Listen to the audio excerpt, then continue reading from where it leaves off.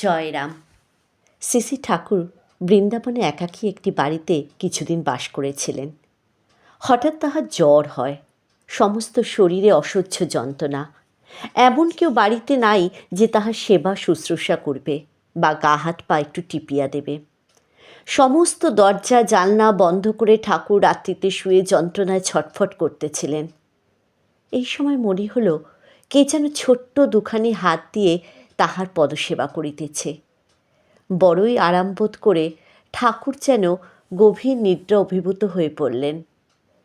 প্রত্যুষে নিদ্রা ভঙ্গের পরে রাত্রিতে কে তাহার পদসেবা করেছে ঠাকুর তাহা অনুসন্ধান করলেন, কিন্তু কোনো সন্ধান পেলেন না। দরজা জানলা যেমন ছিল তেমনই আছে। তাই দেখে ঠাকুর সিঁড়ি দিয়ে ছাদে উঠলেন এবং দেখলেন একটা বড় বানর ছাদের এক স্থান হতে লাফিয়ে চলে গেল।